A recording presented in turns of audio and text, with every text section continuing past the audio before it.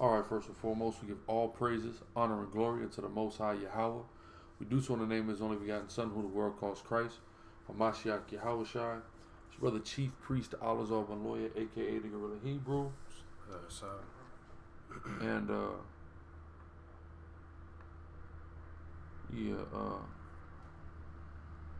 as we do about this time, I know it's a little later or earlier, depending on your perspective on when we're doing this class. You know what? We're gonna be going in through the spirit. It's crazy. Look at this. It's early morning. Ain't nobody up, huh? Yeah, but I didn't get a notification. Inside the nation, what's going on, King Abaya? How you feeling? To the sister, shalom. Shalom, everybody. This morning, we're doing it early this morning, as opposed to, I mean, you know, we always do it quote unquote early morning, so this is later than usual actually. But yeah, so getting ready to go into YASHARAHLA. We're getting ready to go into you know, the Torah and the history, as we always do, Tuesday night / Wednesday morning. You know, all through the spirit and power of Yahweh Yahushai. So thanks for tuning in. Like, sub, share, and super chat, man. Alright, we started where we left off. So we're gonna start in Exodus 13. We left off last week, Exodus 12.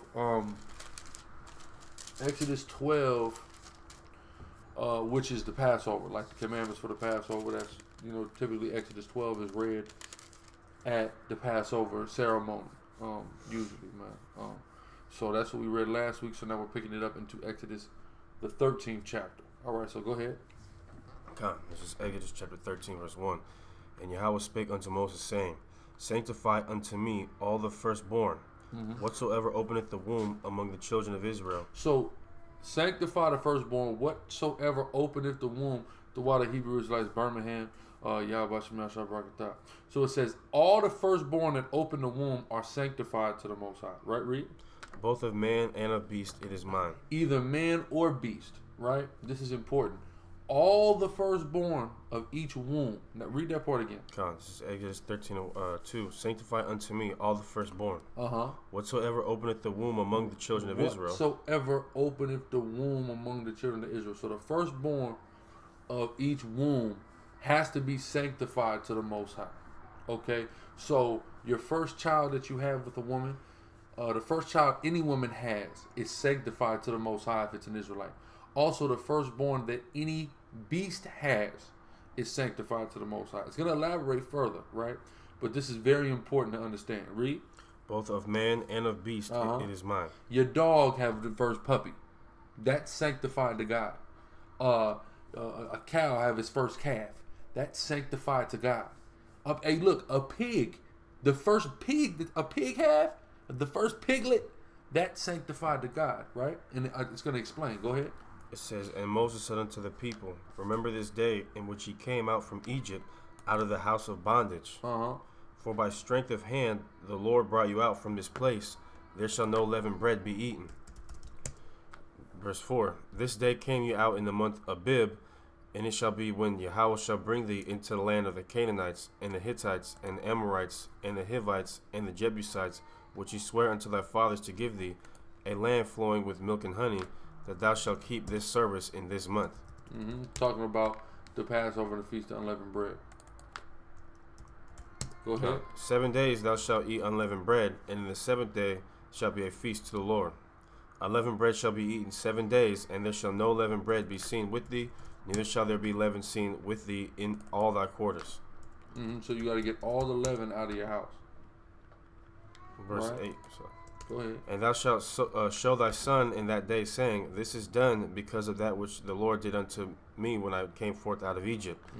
And it shall be for a sign unto thee upon thine hands, and for a memorial between thine eyes, that the Lord's law may be in thy mouth. For with a strong hand hath the Lord brought thee out of Egypt. Thou shalt therefore keep this ordinance in his season from year to year. And it shall be when the Lord shall bring thee into the land of the Canaanites, as he sware unto thee and to thy fathers, and shall give it thee, that thou shalt set apart unto the Lord all that openeth the matrix, and every first thing that cometh out of a beast which thou hast. All that open the matrix. The matrix, y'all, it's not talking about the movie, okay? It's talking about the womb. It's reiterating and going back to what was initially talked about. What verse you at? 12. 12, right?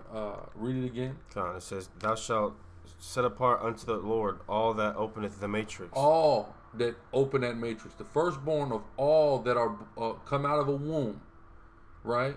Of man or beast, of the males, is Yahweh's, right? The first boy that is had by any of these things, right? Read. And every first thing that cometh of a beast which thou hast, the male shall be the Lord's. And every first thing of an ass thou shalt redeem with a lamb. And if thou wilt not redeem it, then thou shalt break his neck. And all the firstborn of a man, and all the firstborn of man among thy children shalt thou redeem. All right. So if you have the firstling of your donkey should be redeemed with a lamb, right? So instead of a donkey, you offer a lamb, because of course you can't offer a donkey. But other unclean beasts and even human beings also have to be redeemed, right? So, I mean, it's gonna elaborate. So, matter of fact, okay. So, okay, yeah. So, essentially, what it means by redeem is this: if it's a clean animal, it's brought to the temple and it's sacrificed. One. If it's an unclean animal, in the case of a donkey, it's replaced with a lamb. But if it's not a donkey, it has to be redeemed. Just like a man has to be redeemed.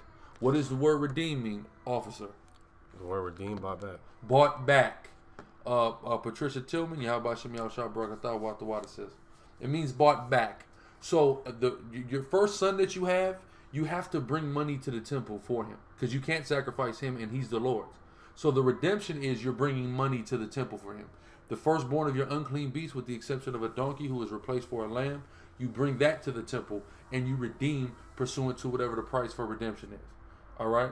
So that's how it goes. Like, if does the firstborn come from the male or the female? The firstborn comes from the female, meaning because it's the firstborn that openeth the matrix of the womb. So the first man that you have out of a woman's womb belongs to the Most High, right? Like if a man has his first son by a woman who has had another child, is it still firstborn? No, because her womb has already produced a child, right? So it's not quite the same. So the firstborn that first male that you reproduce with her, as long as she hasn't already had a child, she only has one firstborn that comes out of her womb that opens her matrix, right? And that would need to be redeemed. So what you would do is you would take whatever the sum would, according to the estimation that the priests and the judges would have during that time, and you would bring that to the temple. You would bring that cash money or the silver, the shekels, the gold, whatever, to the temple to redeem that child or to redeem that unclean beast, right? And if it was a clean beast, you bring it to the temple to sacrifice. All the firstborn is Yahweh's, right? So go ahead. Verse 14, and it shall be when thy son asketh thee in time to come, saying, what is this? That thou shalt say unto him, by strength of hand Yahweh brought us out from Egypt, from the house of bondage. Read. And it came to pass, when Pharaoh would hardly let us go, that the Lord slew all the firstborn in the land of Egypt. Sister Julia, it's the firstborn male. The firstborn male. But yeah, you would still if he was born, then you would have to bring a redemption or a ransom for him. Okay, meaning you would have to bring money to the temple on behalf of that child. Right? So go ahead. Both the firstborn of man and the firstborn of beast. Therefore I sacrifice to Yahweh all that openeth the matrix, being males, but all the firstborn of my children I redeem. You see that? Read that again. It says, I sacrifice to Yahweh all that openeth the matrix. All that open the matrix sacrifice. Read. Being males. Being men. All the firstborn of the beast is sanctified to Yahweh, meaning sacrifice to the Most High. Read. But all the firstborn of my children. All the people, firstborn of the people, read. I redeem. I redeem, meaning you bring money for. Right? Read. And it shall be for a token upon thine hand, and for frontlets between thine eyes. For by strength of hand Yahweh brought us forth out of Egypt. So it's a sign dealing with remembering us being brought out of Egypt and being redeemed. Right? So go ahead. And it came to pass, when Pharaoh had let the people go, that God led them not through the way of the land of the Philistines, although that was near. For God said... Because we have to understand, the land of the Philistines is directly in between Israel and Egypt. It's technically Israel, but it's directly in between Israel and Egypt. It's an annex of the Egyptians in actuality in Canaan. So essentially, a group of Egyptians went into Canaan and conquered that part of land that we know as the Philistines or Palestine. That's where you get that from, right? Read. Okay. It says, excuse me, although that was near, for God said, lest peradventure the people repent when they see war and they return to Egypt. Hold on one second. So, Nov, Yahbashim Shalom. Read that part again. This is important. So he told us not to go directly into the land of the Philistines. Why? Read that again. It says, lest peradventure the people repent when they see war. Because the Most High said, I'm going to let y'all out, but what's going to happen is the Philistines are known and depicted as the Bible and as mighty warriors. Goliath. These are a warrior group of Egyptian Hamites. This is why they were able to go out of Egypt and conquer a part of Canaan. Because they were the warrior. The average Egyptian that was in the regular Egypt is not infamous for being warriors throughout the annals of time. Right? Not saying they haven't had strong armies, but a lot of times they had foreign help with their armies. That real group of warrior people of the people of Mizraim, they went into Canaan and they became the Philistines. And they are the progenitors of men like Goliath. I mean, our worst enemies for a substantial period of time. Who was David's worst enemy? Was it the Edomites? Was it the Canaanites? Was it the Babylonians? Michael Malak, rather. Was it the Canaanites? No, it was the Philistines. But if I get that precept in Isaiah for me. The Philistines are a mighty warrior people and some of our greatest rivals in the history of time. Aside from Edom. You want 11? Where it talks about us flying upon the Philistines? No, 14. Oh, okay, I know. Yeah, it's Isaiah 14:29. Rejoice not thou, whole Palestina. It say, rejoice not thou, whole Palestina. Read. Because the rod of him that smote thee is broken. You see that? Because the rod of him that smote thee is broken. So the Most High is pronouncing. See, because David and his house and the kings that came out of his loins, they were always at war with the Philistines. It was always a problem with these niggas, right? So the Most High saying, don't rejoice because one of your kings fell. Who is that? You said who? The first king is Hezekiah? No, it's no. No, it's David and then Hezekiah. Okay, then Yahushua. Boom, perfect. Oh. So he's saying, listen, get them likes up, share, super chat. Read it again from the top. Isaiah 14:29. Rejoice not thou, whole Palestina, because the rod of him that smote thee is broken. Because the rod of him that smote thee is broken, because David died. It said rejoice because the Philistines was happy when David died. Yeah. Why were they happy when David died? Because he was the rod of them that smote thee. He was killing the hell out of the Philistines. Yeah, he was killing the Philistines so much that our people had a song for him and Saul. Get the song. Yeah. Let me show y'all something in the Bible, right? I'm gonna hip y'all to something. Y'all ever heard of who? Put a 1 in the chat if you heard of drill music before. I want that real quick. Let me get a 1 if you heard of drill music. And you also read about I can't remember which psalm it is, but it also says it in Samuel through the Most High, through my God, I leaped over a wall. yeah. So we're talking about. But anyway, this is the song that our hold on real quick. Let me get my 1s. If you heard of drill music, drop a 1 in this chat, man. I want to see this chat light up in the spirit. Before we show them it. What's up? I think this chat on here is slow. I know it's going faster than this. Yes. Okay. Well, here they go. Here the ones. Here they go. They heard of drill music. Right. What if I told you guys that there was drill music in the Bible? We're going to read it to you. Yeah. We had drill. There's no new thing under the sun, right? So we had drill music in Israel, but we wasn't rapping about killing each other, right? So read that. This is 1 Samuel 18, the point 7. I'm going to start at verse 6. It says, and it came to pass as they came, when David was returned from the slaughter of the Philistine. The water original Jewish. When David got back from killing Philistines. Read. That the women came out all the cities of Israel. So all the women in Israel, it's female drill. You know they got females rapping drill, right? All the women came out of Israel. What they say? Singing and dancing. They were singing. They was turning up when David came back from killing these Philistines. What did they sing? To meet King Saul with tabrets, with joy, and with instruments of music. And the women answered one another as they played and said, Saul hath slain his thousands. They said Saul killed thousands. This is what they're singing. Saul killed thousands. Read. And David his 10,000. And David killed 10,000. They're singing songs about the thousands and 10,000s of people that Saul and David were responsible for killing, in particular the Philistines. So that's literally a damn drill record, man. That's all the niggas talk about, killing each other. Well, in ancient times, when we were in righteousness, we sung songs about how the Most High empowered us, righteous men of our nation, to kill our heathen enemies. Ain't that crazy? When I read that, I said, we are clearly the people. Yeah. This is clearly us. Though we're going off, but we still have that origin of our spirit ingrained upon us, man. Right? We still have that there. Right?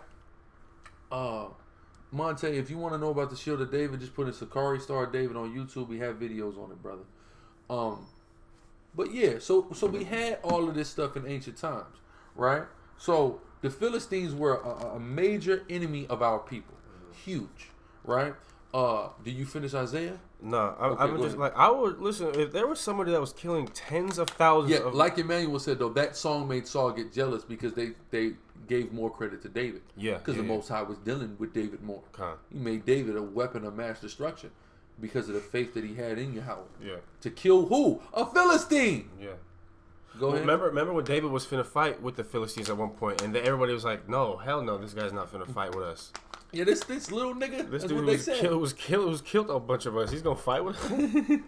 But Isaiah 14:29, rejoice not thou whole Palestina, because the rod of him that smote thee is broken. So when the Philistines got word about the death of David, they rejoiced naturally because of how much death he brought to them. Read. For out of the serpent's root, out of David's root, read, shall come forth a cockatrice. The cockatrice is Hezekiah, who also had wars and fought with the Philistines. And read. And his fruit shall be a fiery flying serpent. That's Yahushua, who's also going to come back and enslave the Philistines again in these last days. Right? So the Philistines were a problem for us and were a main nemesis of ours. Right? And the Most High said, I'm going to take y'all out of Egypt the long way, because if y'all go into the Philistines and y'all not ready yet to go to war with these Philistines, y'all are going to get scared. Y'all going to hold up. The Philistines ain't playing. The Philistines are giants in stature, right? Yeah, that's where you get the the Sudanese. The Sudanese from the what is it? The Watusis. That's Hakeem Olajuwon in them, right? Yeah, man. Joel Embiid and stuff like that. Manu Bo, you see what I'm saying? Yeah. Let me see. Is it called the Watusi? Joel Embiid in Israel. Yeah, that might be a brother, but what is this? Oh yeah, they worship these damn things. These calves. Salakia. The Sudanese. Yeah, they're a large people, man. That's the original people of ancient Kemet. Okay, the actual Egyptians, right? But go ahead. That's it on Isaiah. Okay, let's go back to Exodus. So read that verse again we left off at. This is Exodus chapter 14 verse 17 or 13 verse 17. And it came Makam Malak again, Tawada again. Yahweh Shemel Shabbat. Go ahead. It says, and it came to pass when Pharaoh had let the people go, that God led them not through the way of the land of the Philistines. He said, I ain't taking y'all to the Philistines land. Right, read? Although that was near. But it's right there. Like as soon as you leave Egypt, it's Palestine, the Philistines land. It's right there. But I ain't taking you through it.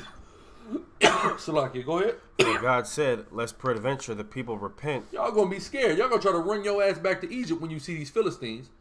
Go ahead. Come. It says when they see war and they return to Egypt.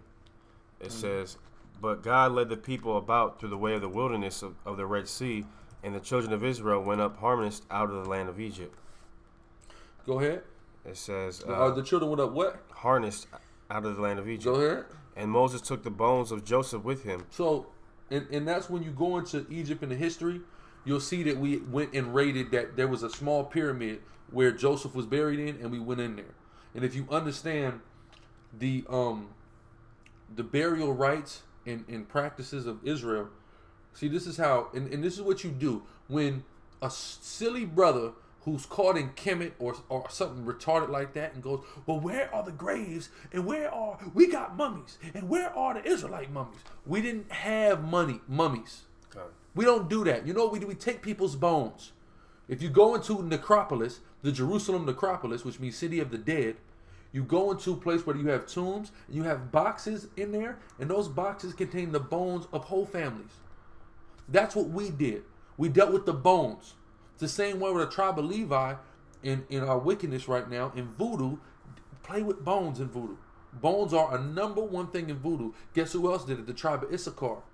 When you see a lot of them Aztec deities depicted, you see bones. Because there's something about the bones of people, right? There's a god that they have called Itzam, which goes back to the Hebrew word Itazam, right? Which means what? Bone. So that's what we dealt with. Point, officer? Yeah, and it'd be the same people that are stuck in Kemet that want to brag about mummies and things of that nature, but won't bring up necrophilia and things that was going on in ancient Egypt. Yeah, and also won't bring up how many tombs are built of pharaohs and there's no mummy in there. What about that? What about the Exodus pharaoh? That nigga got an empty tomb. Because where was he at? In the bottom of that goddamn ocean, man. That's right. In the bottom of that sea. Real quick, I want to You had necrophilia, man. But we're supposed to believe this is some glorified society. Bring that out. Necrophilia. You sick people. You guys are having sex with dead people, bro. Somebody grandma. Somebody dead grandma. And this nigga's, he's trying to get something from her. That's like the white only that's some Ted Bundy madness. Oh yeah, that's yeah. They had a Ted Bundy spirit on him. Maybe he read about. Maybe they inspired him. Well, he sounds inspired as hell by Egypt. Hold on. That's not it. Okay, yeah, this is it. Here it is.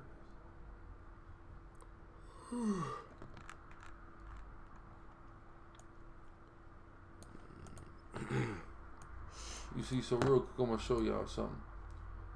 Just real quick. Browser. No window. Where am I? Window. Okay, cool.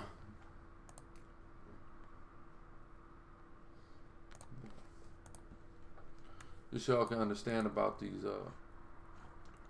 See that? It's a pop boltal, right? Real quick.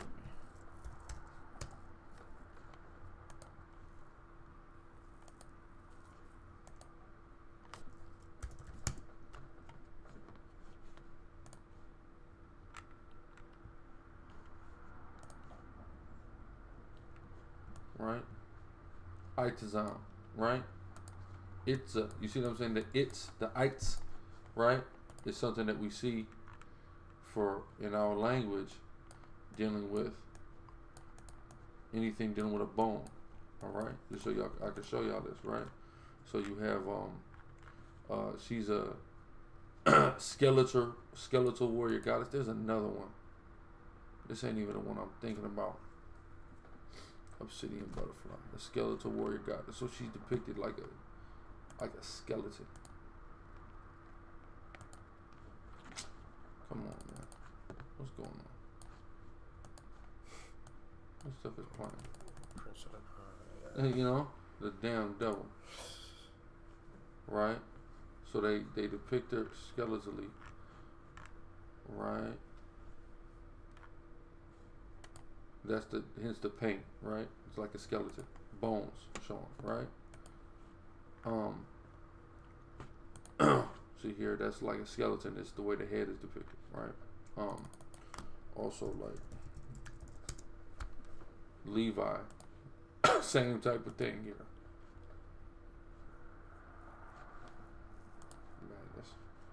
Right? So this bones is very important to our people, right? And that's why we went and got Joe's bones up out of Egypt, right? So go ahead.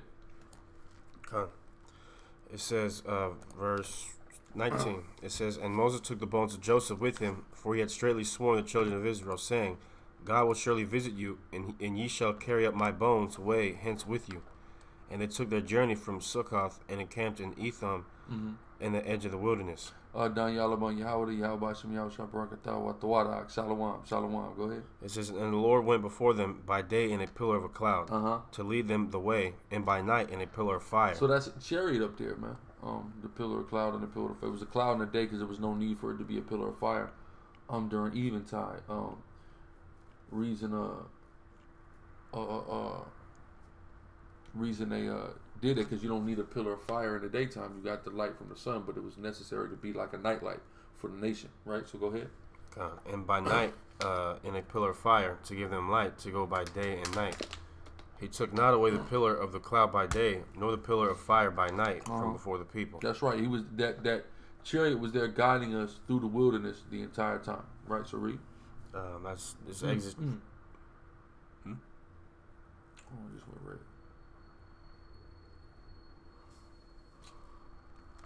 Come on, Satan. Video output low. What the hell? Can y'all hear us? Are we good? Let me know if y'all can hear us because it's acting demonic again. That's insane. Like it did last week. I'm about to start using OBS in a second. They keep playing with us like that. Unbelievable. Because you know it's a little bit of delay. Okay, they said they can hear us. We good? All right, just keep going. Okay. All right, Exodus chapter 14, verse 1.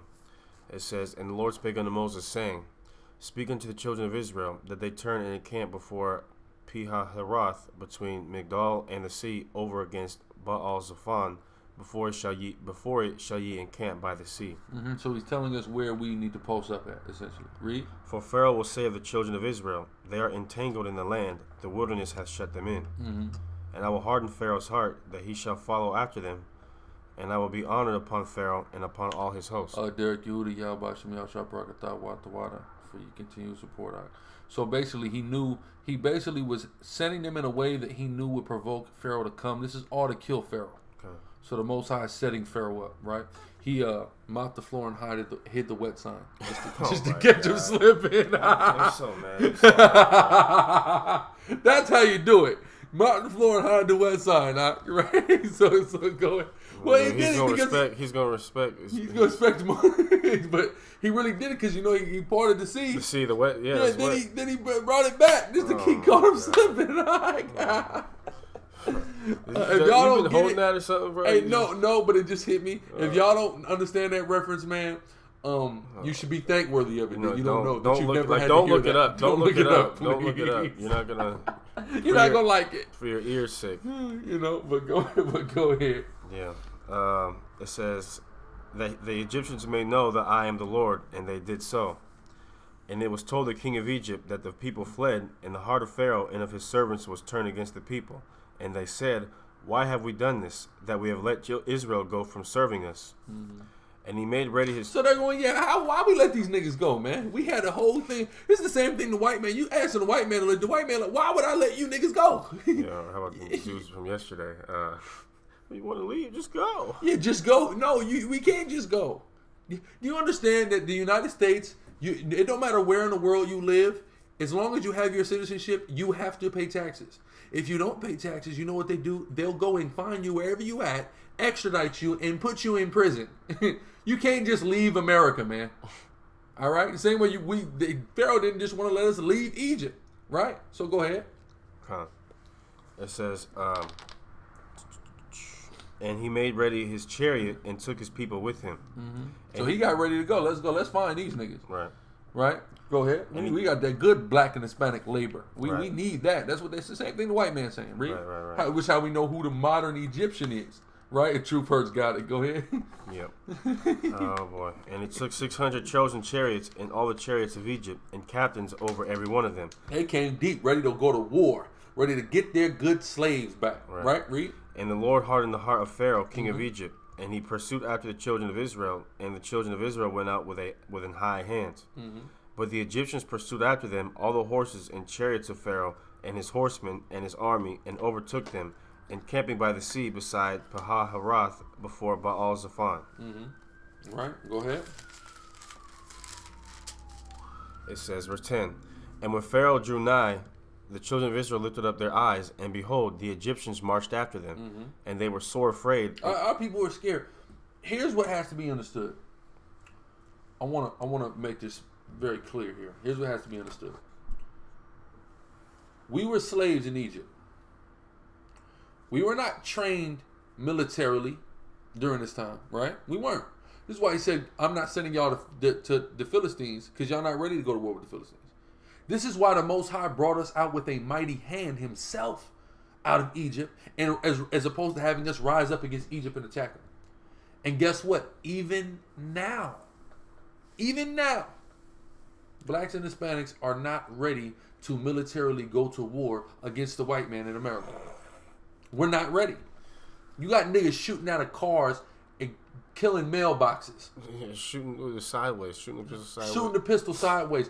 Our people are truthfully not ready to do what it takes to go to war with another nation. Hell no. We're not ready. So the Most High, I'm going to bring y'all out through another way. I'm going to send Russia against them, and I'm going to just beam y'all out before the grand finale. Okay. Or, in this instance, I'm going to just lead y'all out, and when they come behind you, I'm going to just let a whole sea loose on them and drown all of them. And I'm going to have y'all avoid the Philistines entirely. And over the course of this next 40 years, I'm going to get you ready to go to war. Okay. So you could go into Canaan and you can kill them. That's what them 40 years were necessary about. Okay. For a lot of undesirable old coons to die, one, and two, to prepare an army. Right? So read. And even if back in ancient Egypt, even if we were, we did have like a military training. Number one, we didn't walk out of Egypt with chariots and all this vast weaponry. Yeah, we just walked out. We just walked out, and we're just supposed to fight against the number one world power at that time. What kind of sense does that make? No sense. We would get obliterated. Yeah, good point. Let's see, where are we at? Okay. Yeah, like Rom said, miss 100 rounds. Nigga ain't hit a damn thing out there. Yeah. Like, hey, look, and dudes, listen, this Waka Flocka, I remember he said something. He had a punchline where he said, I ain't got aim. He's just shooting at people. I don't even have, he admitted, I don't have aim. Bro, the white man, because Jake ain't out there really going to the range. No, he's not. A lot of us got felonies. We can't even go. We can't even go to the range. Right. So some of you got some brothers that may go to the range, but the average brother's not going to the range. He's not training himself on shooting Jesse Israel, Yahweh Shem Yahushua, Barakatah, Watha Wada. People do this sometimes. They'll be going to the super chat, and you got to type it in the top, the amount you want, not in the bottom. The bottom is the message. So you put 50, but it donated the minimum 199 because you got to fix that in the top. But go ahead, yeah, like a soldier Isaiah said, all we had was jewelry that we robbed from them people. Right, but go ahead. Yeah, Esau. You see, I seen a video where Esau hit a target from like a mile and some change away. Shooter, bro, man. The white man. You want to talk about shooters? The white man is a shooter, bro. He is dead accurate with that gun, bro. Ron, what Dolph said? I don't know what he said. I need to know that bar. Go ahead. Exodus 14:10. And when Pharaoh drew nigh, the children of Israel lifted up their eyes, and behold, the Egyptians marched after them. And they were sore afraid. A lot of people got scared, man. Niggas was acting scary, Jake bro. was probably going. Jake be acting scary, acting like 6'9" in court, man. Go ahead. And the children of Israel cried out unto Yahweh. It's just like, I don't. You see, it's so quick. Our people are so quick to run to Abba when someone's guy when something may get ready to happen to him. That's our people, man. As soon as something bad going on, rent need to get paid. You know what I mean? Something drastic happens in your life, you run it right to Abba. But where the hell? Where were you before then? Where was, you know what I mean? Where were you searching God the rest of the 29 other days, man? Yeah, kind of the month. Like the brother Robert Marquez said, Esau he's outdoors, but he's into that, right? Not us, really. So go ahead. God. It says, and they said unto Moses, because there were no graves in Egypt, hast thou taken us away to die in the wilderness? So Moses like, look, man, was there not enough room for us to die in Egypt? You're just taking us to die in the wilderness? Yeah, Dolph said, how you going to miss a whole 100 shots? Brother will do it. It happens more often than not. How do you think innocent people get killed? Right? Read. It says, Wherefore hast thou dealt thus with us to carry us forth out of Egypt? Well, this is only Jake would think something so stupid like that. After you've seen all these miracles, you think the Most High just brought you out here just to kill just you? To die. You're just having a faith issue. As always, Jake got a faith issue. I'm telling you right now, the Chinese man would look at the Egyptians and just go, bye-bye. We are leaving. Sayonara. Go ahead. Verse 12, is not this the word that we did tell thee in Egypt, saying, let us alone that we may serve the Egyptians? Mm-hmm. For it had been better for us to serve the Egyptians than that we should die in the wilderness. And that's what Negroes are thinking right now. Yeah. It's better that we continue to be slaves than we go out here on our own and die. That's what a Negro is thinking. That's the mindset of our people as it stands right now this day. It's better for us to serve here. Many of y'all may have not heard of this, but there's a new, don't be surprised, you hear about something called ADOS. What does ADOS mean? American Descendants of Slaves. Jesse Israel, Tawadi Yahweh, Shem Yahweh, Barakatah system. It means American Descendants of Slaves. And it's a new divisive rhetoric where the tribe of Judah is separating themselves from Benjamin, Levi, and everyone on the earth. And they're trying to get themselves closer to white people by trying to make themselves the elite service of white people in hopes that Esau can give them some money, will give them some reparations. Best of luck. Yeah. But that's a new thing there. So it's going, and this is a problem. Matter of fact, hold that. And I'm going to say this. Tribe of Judah, I love you so dearly and greatly, and I'm talking about you so positively lately. Yeah. But I got to get on your ass briefly for you Judites in the room. Give me Judges. Where's that? Where's the place? There's a place where there's a rock where Samson is hiding. Where is it? Judges.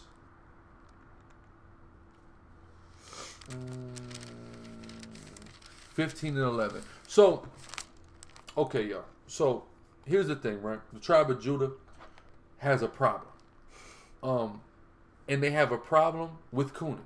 I'm going to just say it frank. Just bring it up. Judah has a cooning problem. That's where this ADOS thing is coming from. And it's literally Judites talking about Benjamites and Levites like Esau talks about Issachar.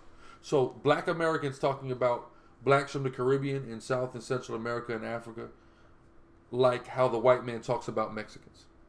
Okay? And it's to try to act, it's really to try to cleave further to the oppressor.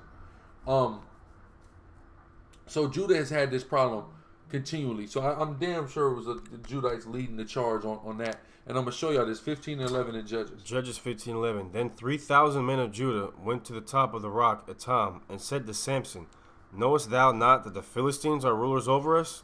He said, knowest not. Who is? Isaac, man, you're on thin ice, bro. You're on thin ice. I think we should give him a chance. Oh yeah, let's give him a chance. So read it from the top. Judges 15:11. Then 3,000 men of Judah. Here come 3,000 Judites. Samson is killing Philistines left and right. The Philistines have us in slavery and subjugation during this time, right? This is why our nation, Judah, you got to rise up. This is why we get on Judah. You got to rise because all the rest of us are following your lead. We followed you in the rap music, okay? We followed you in wearing Jordans. We follow you in everything. You understand what I'm saying? We're following you in the trap now. We need to follow you into revolution. Because we've all already had revolutions. But it didn't get a collective revolution from our people because you guys got to do that. Okay? So read it from the top. Judges 15:11. Then 3,000 men of Judah went to the top of the rock Etam and said to Samson, knowest thou not that the Philistines are rulers over us? So literally, he goes, Samson is trying to free us from the Philistines. And Judah goes, don't you know that they rule over us? That's the same. Negroes be looking at us when we out there on the street teaching, like, don't you know the white man? What are you saying that in front of these white people? Well, no, that's what the video's coming out. This Friday. This Friday on Public Enemies. Y'all better go watch it. All right? But go ahead. It says, what is it that thou hast done unto us? What have you done to us, Reed? It says, and he said unto them, as they did unto me, so have I done unto them. So Samson said, listen, them niggas have killed and oppressed me, so I'm wiping them out. Yeah, Go ahead. Remember Birth of a Nation, the Uncle Tom Negro. He said, what have you done? yeah, he said, what have you done? I did to them what they did to me. Judah, man, you gotta right. You're couching right now. Judah, you gotta get ready to pounce. You gotta pounce, man. Judah got to pounce, and there was a glimpse of that with the brother Gary Martin. Look for that video to come out most of on this Friday on Sicarii Water, where I was on the streets through the Spirit speaking about the brother Gary Martin, who got fired from his job and said, you know what, the hell with, I'm coming up there and I'm laying something down, right? But let's go back. No, there's okay, go ahead, Salaki. There's more. And they said unto him, we are come down to bind thee. Oh, we're coming here to arrest you. Samson, you're killing our adversaries, and we're going to arrest you and bring you to them. These were Judites that did this. No, you notice it wasn't some Judites and some Levites, some Judites and some Benjamites, some Judites and some Gadites. That'll never happen. It was just Judites. 3,000 of you. Come on, Judah, man.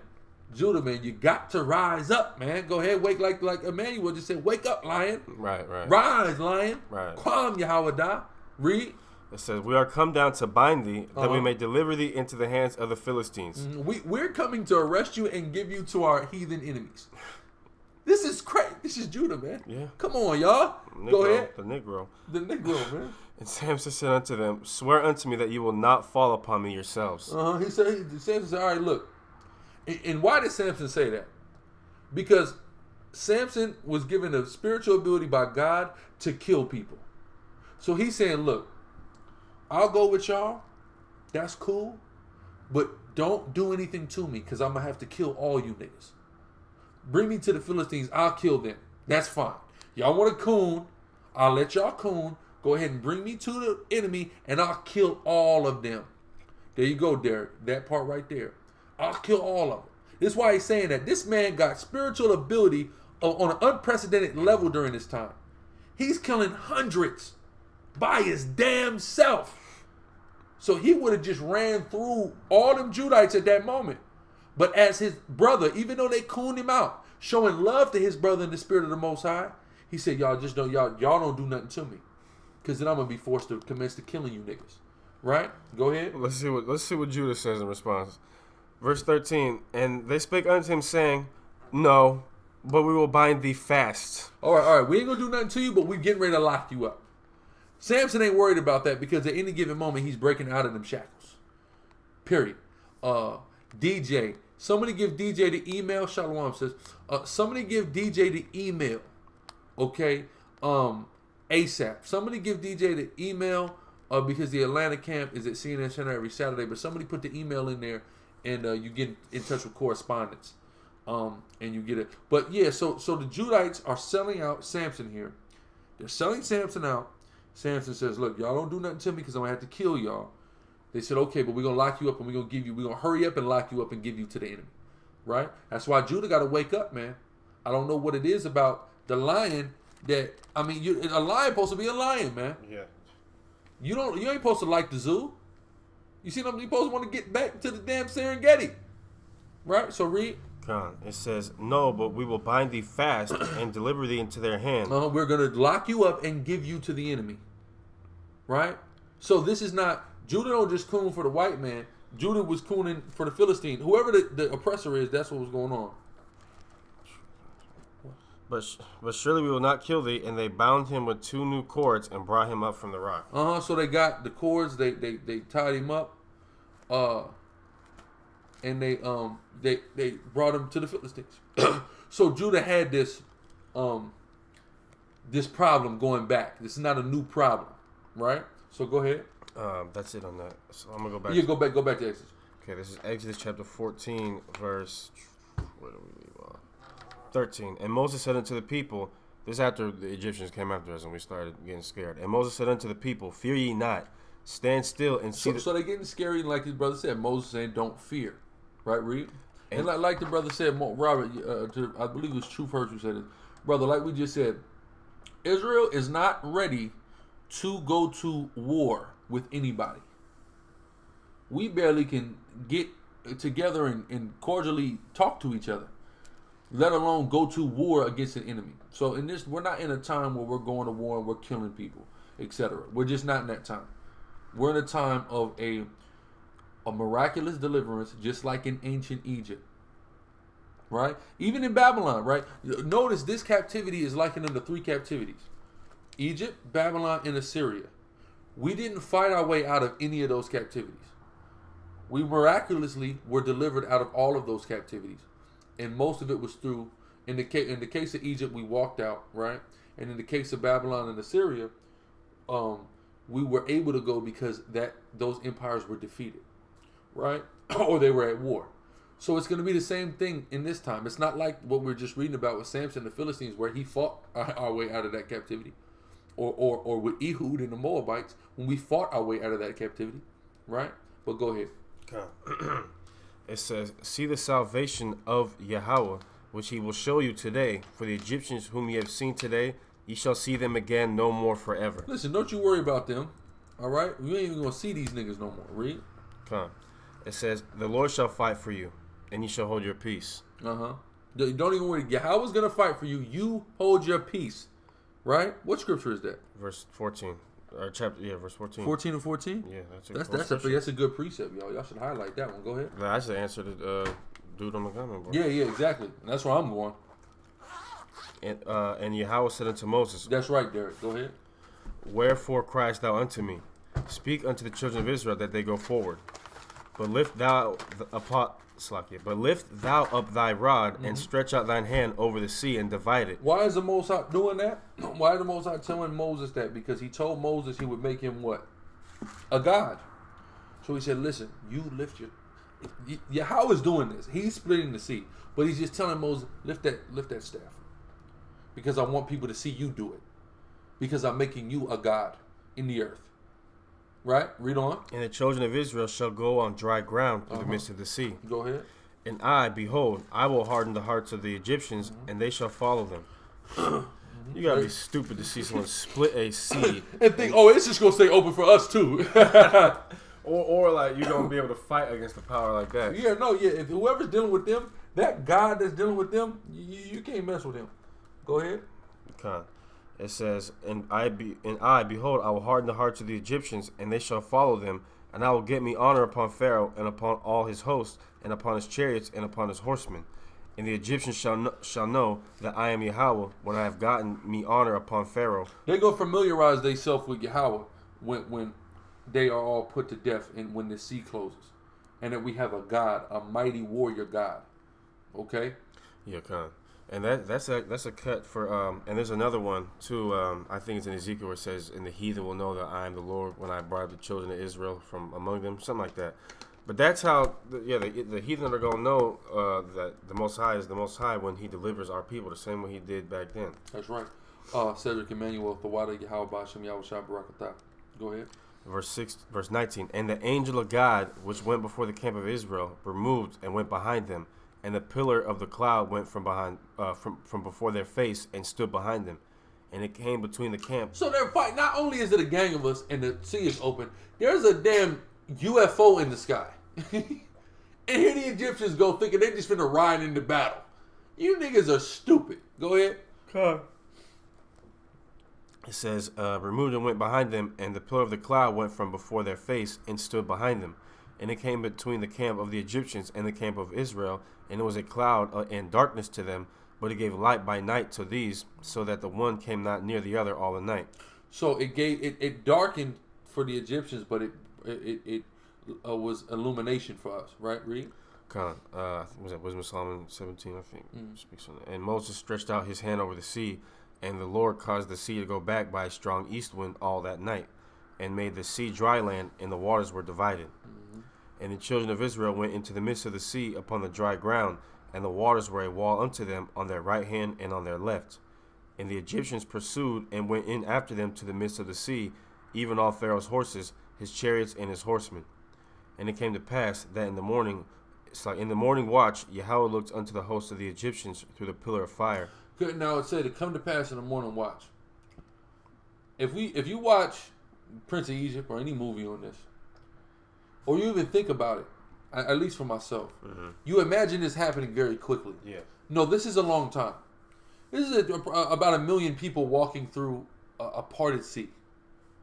You understand what I'm saying? This is a process that is taking a very long time. It's covering a lot of distance, and this is happening. Boom, we're just walking through. So, and this is the Egyptians trailing behind us, but they're coming from far. This was a process that took all night, right? Read. Okay. It says, and the children of Israel went into the midst of the sea upon the dry ground, and the waters were a wall unto them on their right hand and on their left. And the Egyptians pursued and went in after them to the midst of the sea, even all Pharaoh's horses, his chariots, and his horsemen. And it came to pass, verse 25, and took off their chariot wheels, that they drave them heavily, so that the Egyptians said, let us flee from the face of Israel, for the Lord fighteth for them against the Egyptians. Now they're getting it. Oh, let's get away from them. Yahweh, this God they've been talking about that we're not familiar with, he's coming against us. Right? Read. Okay. And the Lord said unto Moses, stretch out thine hand over the sea, that the waters may come again upon the Egyptians. Emmanuel, Gans, Yahweh Shemel Shabrakatah, Water. Go ahead. And upon their chariots and upon their horsemen, and Moses stretched forth his hand over the sea, and the sea returned to its strength when the morning appeared. And the Egyptians fled against it, and the Lord overthrew the Egyptians in the midst of the sea. So, like, the brother Ayan got a beautiful precept.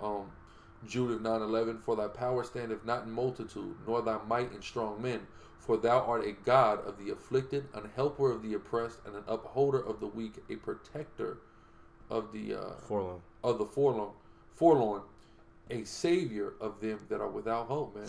And that sounds like blacks, Hispanics, and Native Indians, if I ever heard a description of people who need that, showing you who the Most High God is the God of, right? Well, go ahead. Okay. It says, where are we at? All right.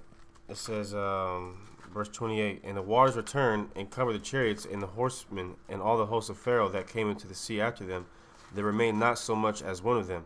But the children of Israel walked upon dry land in the midst of the sea, and the waters were a wall unto them on their right hand and on their left. Thus Yahweh saved Israel that day out of the hand of the Egyptians, and Israel saw the Egyptians dead upon the seashore. You see that? That was a great sign. This is why the Most High ain't giving us this level of great signs now. He's already done it. We should already believe. We should already trust him. We should already do everything that he says, because he's proven it. See, this is the problem. That's why Israel is likened unto a rebellious woman, an adulterous wife. It's like, I mean, I've done everything that a man is supposed to do for you as a husband, in the figurative sense of the consortial relationship between the Most High being our power and us being his wife in the form of our nation. I've done everything a man is supposed to do here. Why won't you just follow my instructions? I mean, it's that simple, right? It doesn't even make sense. He did everything. Don't worry about it. Just walk, baby. I got it. I'm going to kill all these niggas. They're dead now. And you have the nerve to disobey the commands of this man after he's done this for you? Israel, you got to wake the hell up, man. Go ahead. Okay. It says, and Israel saw that great work which Yahweh did upon the Egyptians, and the people feared Yahweh and believed the Lord and his servant Moses. See that? Now all of a sudden we believe in God. Okay. Right? Now we listen to the servant Moses. Yahweh Shem Yahshua Barakatah, the soldier on my wallet just came in. And it's crazy because they do it at that moment, and that's great. But then once a little time passes, niggas start losing faith again, forgetting that God just killed all of your damn oppressors in the damn ocean that he opened up and let you walk through. How do you soon forget an experience like that? But this is how we know it's dealing with blacks and Hispanics, man. This is how we know. Go ahead. Nehemiah chapter 9, verse... it goes into history starting at verse 21, and then let's see what happens afterwards. Verse 26.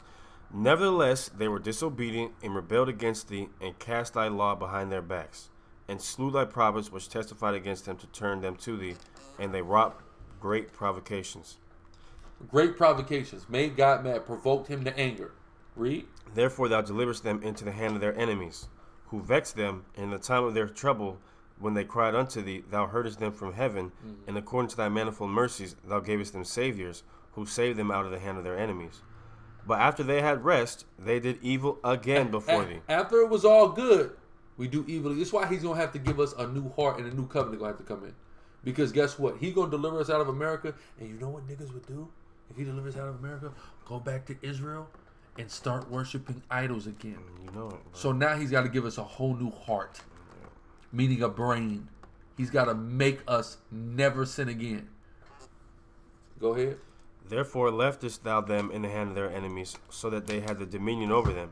Yet when they returned and cried unto thee, thou heardest them from heaven, and many times didst thou deliver them according to thy mercies. And testified against them that thou mightest bring them again unto thy law. Yet they dealt proudly, and hearkened not unto thy commandments, but sinned against thy judgments, which if a man do, he shall live in them, and withdrew the shoulder and hardened their neck, and would not hear. I mean, it keeps going, it's more powerful, but just like the brother was bringing out, our people, as soon as the Most High delivers us out of something and we have a little rest, what do? We go and sin against him more. See that? Well, let's put this on a small level. Remember that one brother? He was coming by camp. He had them tattoos on his face. He was coming by camp like every week. Then he got a job, and we ain't see him no more. This was a couple. It's a man, Isaiah. You remember the brother, man? He was kind of standoffish. We almost had to fight him. It's here in Dallas. At first, when he came up, when he said to me, he said, "Want me to knock out these Edomites?" That dude, that brother, that brother, right? Yeah. That brother. He's done. He's out here. This devil's out here. Yeah, he's gone. Goodbye. Goodbye, Isaac.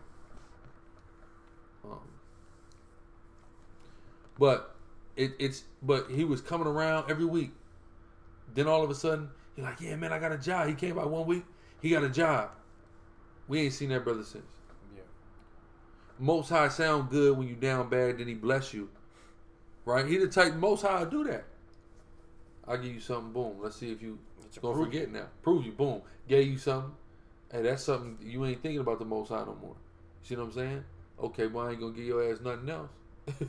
Okay? It ain't nothing to give you a little something, right? Just to see what you do with it. Right? But go ahead. Exodus chapter 15.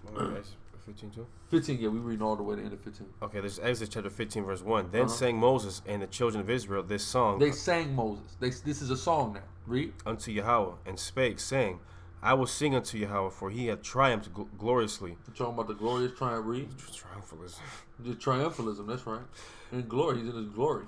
Go ahead. The horse and his rider hath he thrown into the sea. He killed people, right? More drill music in the Bible. Go ahead. Yeah, we're praising God for ending lives. That's right. And we're getting ready to celebrate that next month. That's right. About a month out. Go ahead. Yeah.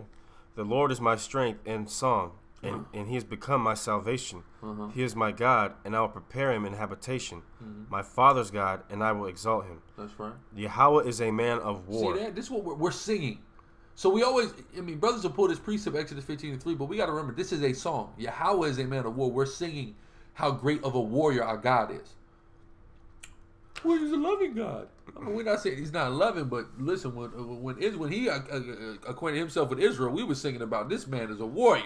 God, well, he exalted us, he protected us, and he kills people for us. Go ahead. Well, it makes sense because the Most High is a perfect balance. Yes, he's a loving God. So what do you think he's going to do to those who hurt, who he loves? He's going to hate them and destroy them. That's right. Kill them. I mean, aren't you going to protect somebody you love? No, exactly. Yeah. If somebody break into your damn house and snatch your little daughter up and got her at knife point, are you going to love them? Marissa Younger, Yahweh Shem Yahweh Shabbat Water. Are you going to love them or are you going to do something about it? Yeah, like that movie. God, what's the one with Jamie Foxx and he's the lawyer? Law-abiding citizen. Imagine not him, but the main character, the white dude, the white dude whose family got murdered and whatnot. That's us. That's us in the sight of the Most High. That's right. The Scripture calls us, like we were bringing out earlier. I think it's 2nd Ezra, the 6th chapter, that calls us his fervent lover. We're the Most High's fervent lover, and we're his children. So the Most High gives a relationship to Israel as his wife and his children. That's a two thing. What does a man love more than his wife and his kids? Nothing, man. Nothing. So what do you think someone's going to do if you hurt his wife and his children? He's going to kill you. That's right. So or else if not, he's just a hoe. So yeah. And real quick too, and I just want to just people. What is the people that believe all Israelites have died? 70 AD. Post-mill. Post-mill is the most. You people are so stupid. You're calling the Most High a deadbeat dad and husband. He got rid of his. He killed his wife and his kids. What kind of idiot are you? It's madness. Yeah, he's a damn the family destroyers. He's a home. The Most High is his own home wrecker. That's insane. It says 15:3. Yahweh is a man of war. Yahweh is his name.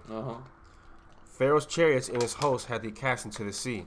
His chosen captains are also are drowned in the Red Sea. The depths have covered them. They sank into the bottom as a stone. Thy right hand, O Yahweh, is become glorious in power.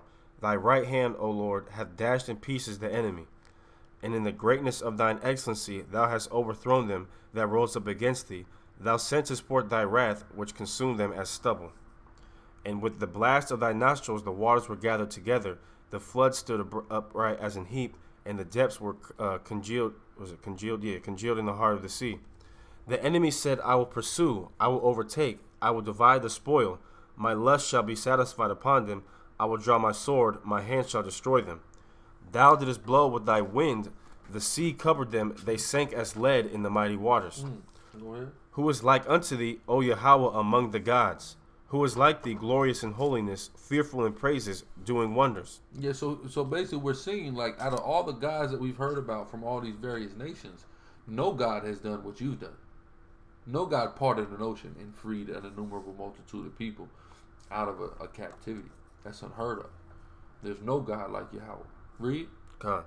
It says, thou stretchest out thy right hand, the earth swallowed them. Thou in thy mercy hast led forth the people which thou hast redeemed. Thou hast guided them in thy strength unto thy holy habitation. The people shall hear and be afraid. Sorrow shall take hold on the inhabitants of Palestina. Oh, that's where we going next. Yeah. Palestina. Go ahead. Con. It says, then the dukes of Edom shall be amazed. And after we do that, we going to get them Edomites. Right? This is what we start saying. We going to kill the cracker. We going to get the cracker. We're going to kill this person. We're going to slide. You know what I mean? That's what it sounds like when you say this drill music right here. Yeah. Nigga, we sliding. I'm sliding through the Philistines. Right. Then I'm sliding down on Teman. Right. We sliding through we riding through every block. You're a this probably rhymes too. We're reading the English, but it probably rhymes. Guaranteed. I'm a demon in Teman. Jake was coming with it. That's right. You know they was. Then the dukes of Edom shall be amazed. The mighty men of Moab, trembling, shall take hold upon them, and the inhabitants of Canaan shall melt away. Fear and dread shall fall upon them by the greatness of thine arm. They shall be as still as stone till thy people pass over, O Yahweh, till the people pass over which thou hast purchased. Which thou hast what? Purchased. Which is why Christ is coming to do what? Redeem. Like Ion said, we have one. He's coming to redeem. That's to repurchase. He purchased us, man. He ain't ever purchased everyone. That's right. If y'all watched that video, just came out on Public Enemies. Deacon Akai was going into that. The video called Latino Christian Learns He's Been Deceived. The powerful Deacon Akai was going deep into that to the Issacharite brother through the Spirit. But go ahead. God, verse 17. Thou shalt bring them in and plant them in the mountain of thine inheritance, in the place, O Yahweh, which thou hast made for thee to dwell. Which is Israel. To dwell in the sanctuary, O Lord, which thy hands have established. Yahweh shall reign forever and ever. For the horse of Pharaoh went in with his chariots and with his horsemen into the sea, and the Lord brought again the waters of the sea upon them. But the children of Israel went on dry land in the midst of the sea. And Miriam, the prophetess, the sister of Aaron, took a timbrel in her hand, and all the women went out after her with timbrels and with dances. So Miriam was playing instruments and singing and dancing, right? Go ahead. And Miriam answered them, Sing ye to Yahweh, for he hath triumphed gloriously. The horse and his rider hath he thrown into the sea. I imagine how beautiful of a song. I just imagine how this sounded. Imagine how great all this sounded as we sung this song. Imagine the great voices that would. Imagine, think about all the great voices in the history of blacks and Hispanics. They were all there singing in unison.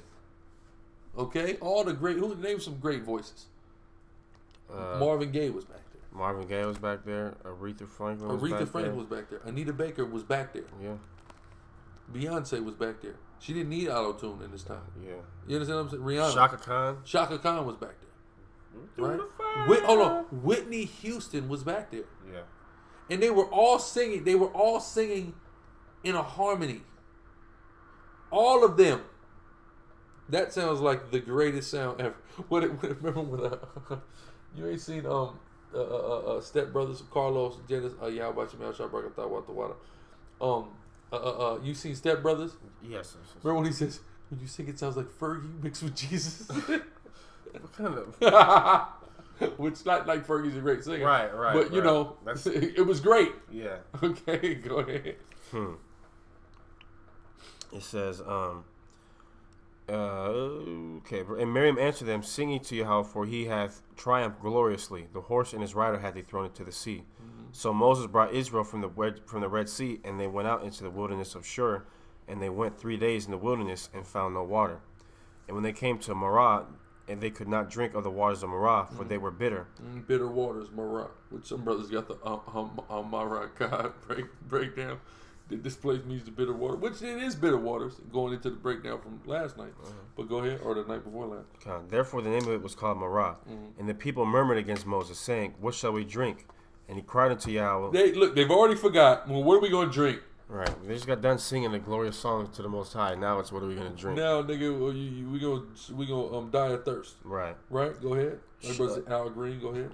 And the Lord showed him a tree, which when we missed so many names. I'm so sorry. I can't believe we said Beyonce instead of. Listen, we just rattled off just a couple names, y'all. Please don't judge us based on that. We forgot. We forgot at least. Yeah, we forgot at least 100 people. But go ahead.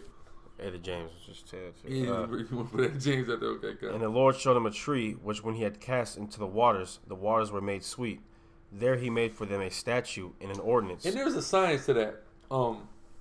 I forget exactly, but somebody should look that up. Salakia, go ahead. And there he proved them, and said, if thou wilt diligently hearken to the voice of Yahweh thy God, and will do that which is right in his sight, and will give ear to his commandments. See, and this is how the Most High is dealing. He gives you a great gift, and then he may hold off a little bit on the next one to see if you're going to lose faith. Are you going to lose faith? He just gave you something great. So keep faith that's going to get you through. It might take a little longer for that next blessing to come, but you need to have faith in that. Right? Read. And keep all his statutes. I will put none of these diseases upon thee, which I have brought upon the Egyptians, for I am Yahweh that healeth thee. That's right. And they came to Elim, where were 12 wells of water, and 70 palm trees. They worried about the water. The Most High gathered the 12 wells of water. Each one of you tribes get you a well, man, and drink. But you over here losing faith. Not worry about it. It's just over the horizon. Just go a little bit further. Salvation's right there. Right? Read. And they encamped there by the waters. There you go. That's it on 15. Let's get to Deuteronomy. For the Torah, Deuteronomy 20:21. So all praise Yahweh Shem Yahushua for that history portion. We're gonna go to the Torah portion. Okay, so a brother just posted in the chat. Putin threatened U.S. a couple hours ago. It says, apparently the headline says, Putin threatened to target U.S. if it deploys missiles in nearby European countries. Russia will target U.S. with new weapons if it deploys missiles. Moscow ready to cut time for nuclear strike on U.S. if necessary. So all praises to Yahweh B'Shem Yahushai. We're getting closer. We're getting so closer to this thing, man.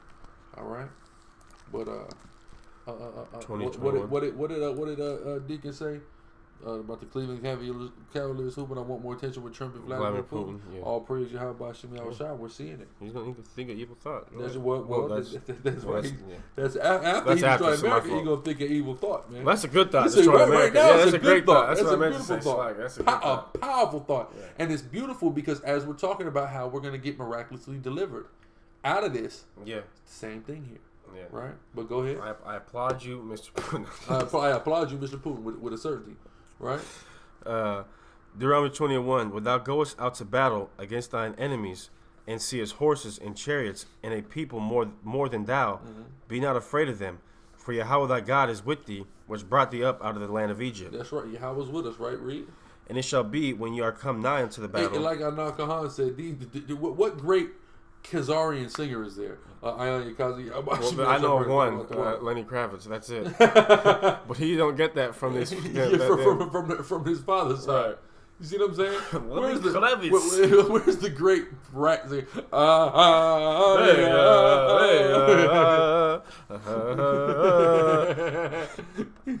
Go ahead. Yeah. For Yahweh thy God is with thee, which brought thee up out of the land of Egypt. And it shall be when you are come nigh unto the battle, that the priest shall approach and speak unto the people.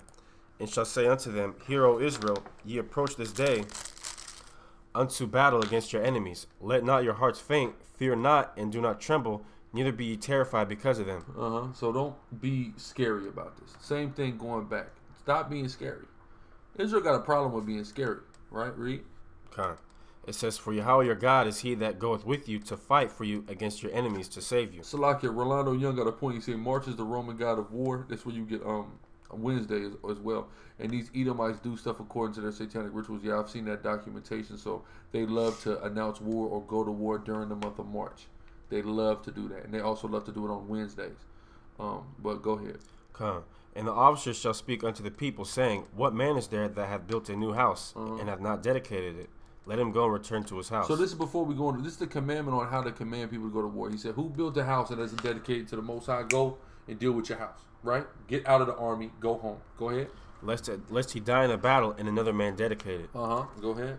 And what man is he that hath planted a vineyard, and hath not yet eaten of it? Let him also go and return unto his house, lest he die in a battle, and another man eat of it. That's right. And what man is there that hath betrothed a wife, and hath not taken her? If you're engaged, wait to go to war until you have your wife. Go ahead. Let him go and return unto his house, lest he die in the battle, and another man take her. That's how we did it in the ancient days. Go ahead. And the officers shall speak further unto the people, and they shall say, What man is there that is fearful and faint-hearted? So the officers are supposed to go, who here is scary? Who's scary here, right? Read. Let him go and return into his house, lest his brethren... Go your scary ass home. What does Jake say in the word? If you're scared, go to church. Yeah. Take your ass home. Yeah. Don't go to church. You don't go to church, whatever you do. Go home. And that's why there's so many keyboard prophets out there. Because they're scared. Just be honest, y'all. You're scared. That's right. So just go home. And if you just would say you're scared, I'll accept you sitting at home.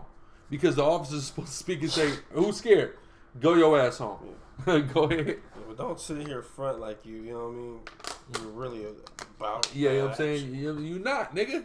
You scared. Yeah, like Senator said, it's really easy to do this. When you see it on YouTube, it looks easy, man. But when you're here... It looks easy, brother. It looks easy, brother. It's not. That's facts, bro. That's a fact, bro. How many people you think he's done seen just freeze up on that camera? All right. You know what I'm talking about? But let's see, where are we at? And it shall, okay, lest his brethren's heart faint as well as his heart. And it shall be when the officers have made an end of speaking unto the people, that they shall make captains of the armies to lead the people. When thou comest nigh unto a city to fight against it, then proclaim peace unto it. Well, that supermoon is on the Passover, I believe. Ooh. Let me see, supermoon. February 19th. That was yesterday. That was yesterday. Yeah, for the next is another one next March 21st. They say March 21st. Yeah. Yeah, that'll be the Feast of Unleavened Bread. Yeah, that makes perfect and total sense. Go ahead.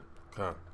It says, and it, to proclaim peace unto it, verse 11. And it shall be, if it make the answer of peace, and open unto thee. So basically, Celia Rabi, how about Shemiel Shabarakatah Watawata? Basically, before we went to war, if we were going to go besiege a city, before you engage it in war, you declare peace to the city, right? Read. Con. It says, and it shall be, if it make the answer of peace. If it tells you, all right, we'll be peaceable, read. And open unto thee, then it shall be that all the people that is found therein shall be tributaries unto thee. So the Most High commands us, if you go to, we can't go, hey, look, we'll give y'all peace. And they open the gate and we go and kill them. No. Yeah. We go in there and we just make them tributaries. We subjugate those people. But we don't go to war against them because they didn't want war with us. So the Most High is telling us, don't go to war with people who don't want war with you. How can we apply this principle? You know, brothers can get upset sometimes. Or, you know, people can fight, right? You may get ready to get to a physical level with somebody else. How do we apply this principle in the spirit? Through the spirit of the law, because that's really what the principles of the law, the spirit of the law, right? That doesn't negate this law, but we're applying it spiritually now. If it applies in this situation, we're following the linear logic of it and applying it in more micro situations, right? So, for example, let's say you get ready to fight somebody, you give that man an opportunity to have peace with you. And if he refuses peace, you commence to whipping his ass, right?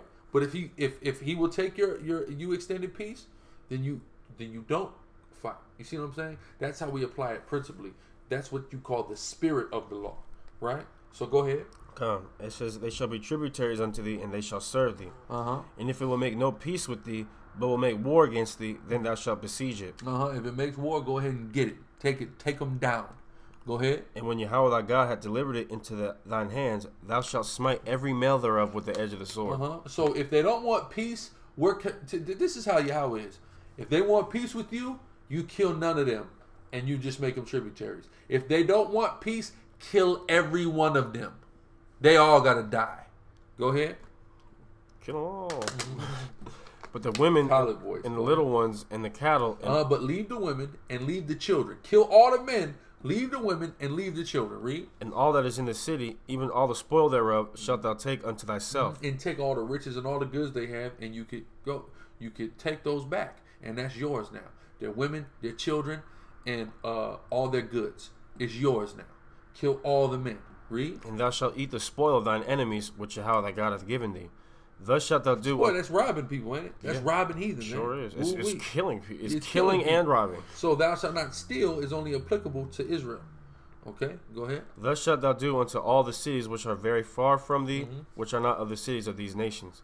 Go ahead. Not of the cities of these nations. What are these nations? The Canaanites. He said, this is what we should do to the Canaanites. We have a special set of laws on how we are to deal with the Canaanites, how we were to deal with the Canaanites, and also the Amalekites. But everyone else, it's going to go. We deal with that. We deal like that with them, right? Go ahead. It's going to go into that. Verse 16. But of the cities of these people, which the Lord thy God doth give thee for an inheritance, thou shalt save alive nothing that breatheth. We were supposed to kill all of them. There's not supposed to be no such thing as a Canaanite no more. All right? But guess what? We didn't follow the law, and we failed. All right? So they ended up being what? A snare to us, a trap, a thorn to us. Right? Read on. But thou shalt utterly destroy them, namely the Hittites, and the Amorites, and the Canaanites, and the Perizzites, and the Hivites, and the Jebusites, as Yahweh thy God hath commanded thee, that they teach you not to do after all their abominations, which they have done unto their gods, so should ye sin against your Yahweh your God. When thou shalt besiege a city a long time, and making war against it to take it, thou shalt not destroy the trees thereof by forcing an axe against them. So the way the white man cuts trees down, God told us not to do it. It said thou shalt not do that. Right? Read. For thou mayest eat of them, and thou shalt not cut them down, for the tree of the field is man's life. He said the tree is your life. There's fruit on there. There's oxygen. It's oxygen. It cleans the air. Don't cut those down. Those are useful to you. Our God gave us sensible laws, statutes, and commandments. Right? And we need to enforce this throughout the earth. Because the white man, quite frankly, is doing a job. Matter of fact, hold what you got. Revelations real quick. What we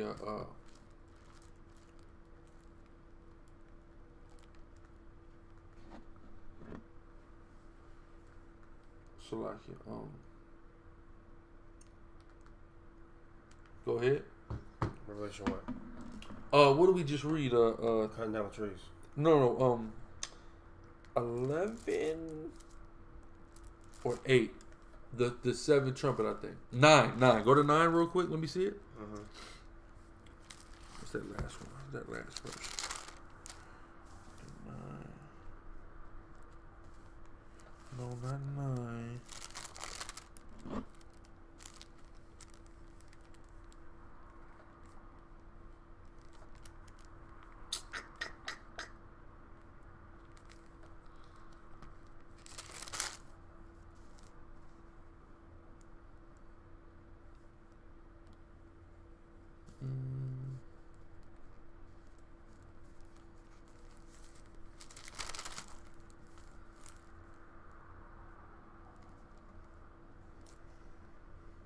$18, 11 and 18. That's it.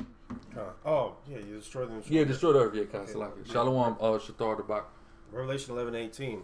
And the nations were angry, and thy wrath is come, and the time of the dead, that they should be judged. And that thou shouldest give reward unto thy servants the prophets, and to the saints, and them that fear thy name, small and great, and shouldest destroy them. God is going to destroy them that what? Which destroy the earth. Which is the white man. That's why we need these laws. So the Most High can destroy them to destroy the earth and set up a kingdom under his son Yahushai under the laws that will enforce these laws and restore this earth. See, but this earth, the ecosystem of the earth, the way the Most High is going to put up, if the white man keeps it up, this earth is going to be destroyed, right? Yeah, okay. Right, but the Most High made the earth to endure forever, so we know the white man going to have to fall out of power, right? So when Yahushua gets his leadership and rulership with Israel, starting with the elect, we're going to enforce these laws, and it's going to rejuvenate the earth, okay, with the exception of Babylon, that will be perpetually a desolate waste, okay, for its wickedness, right? Go ahead. Back to Deuteronomy. It says Deuteronomy 20 and 20. We got people in Ohio. Email us. Go ahead. I'm going to finish verse 21. For the tree of the field is man's life, to employ them in the siege. Verse 20. Only the trees which thou knowest that they be not trees for meat, thou shalt destroy and cut them down. Basically, if they're not profitable for you to eat, then you can cut it down. Go ahead. And thou shalt build bulwarks against the city that maketh war with thee until it be subdued. Hold on. Wait.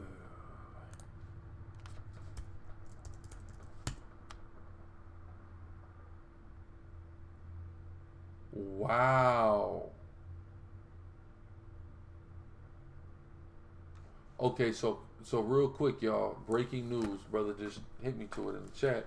So that high school that got into that altercation with the Gadite brother and of course HOI, is that high school is now suing, or a teenager from that high school is now suing the Washington Post for defamation of character, which is interesting. Because if that devil can do it, and Donald Trump had sent a tweet out in support of it, then certainly our brothers of HOI can do it, man. So Most High will. Wow, he said the Washington Post ignored basic journalistic standards because it wanted to advance its well-known and easily documented bias agenda against President Donald J. Trump. Covington students suing WAPO, Washington Post. Go get them, Nick. Fake news. See, well, if this is the case, that's great. All praises if the brothers can get a lawsuit as well. If this devil can get one, the brothers should certainly be able to get one. Shalom on Mukmuk. But go ahead. It's Deuteronomy 21 and 1. If one be found slain in the land which Yahweh thy God giveth thee to possess it, lying in the field, and it be not known who hath slain him, then thy elders and thy judges shall come forth, and they shall measure unto the cities which are round about him that is slain. And it shall be that the city which is next unto the slain man, even the elders of that city shall take an heifer, which hath not been wrought with, and which hath not drawn in the yoke, and the elders of that city shall bring down the heifer unto a rough Basically, valley. if you just find a body, we don't know what happened, right? A heifer is brought out, right? We read about this law in other parts of the Torah, where if there's like an unknown sin, then there's a special sacrifice that's done for him. Right, read? And the elders of that city shall bring down the heifer unto a rough valley, which is neither eared nor sown, and shall strike off the heifer's neck there in the valley. A special sacrifice. Cut the head of this cow off. Right, read? And the priests, the sons of Levi, shall come near, for them Yahweh thy God hath chosen to minister unto him, and to bless in the name of the Lord, in the name of Yahweh. And by their word shall every controversy and every stroke be tried. And by their word shall every controversy and every stroke be tried. Every controversy and stroke by the judges and the priests, right, read? And the elders of that city that are next unto the slain man shall wash their hands over the heifer that is beheaded in the valley. And they shall answer and say, our hands have not shed this blood, neither have our eyes seen it. Essentially, because the Most High is always, if blood is shed, the Most High is going to avenge blood. So this is done to show that there's an innocence of blood on these people, that they're not worthy of a judgment and vengeance that's coming for the blood that's shed. Right? Read. Be merciful, O Yahweh, unto thy people Israel, whom thou hast redeemed, and lay not innocent blood unto thy people of Israel's that's charge. Right. We should never, as the chosen people of God, be guilty of innocent blood. We should never do something to someone who is undeserving of it. Right? Go ahead. It says, and the blood shall be forgiven them. So shalt thou put away the guilt of innocent blood from among you, when thou shalt do that which is right in the sight of the Lord. When thou goest forth to war against thine enemies, and Yahweh thy God hath delivered them into thine hands, and thou hast taken them captive, and seest among the captives a beautiful woman, and hast a desire unto her, that thou wouldest have her to thy wife, then thou shalt bring her home into thine house, and she shall shave her head and pare her nails. So, matter of fact, read that part again.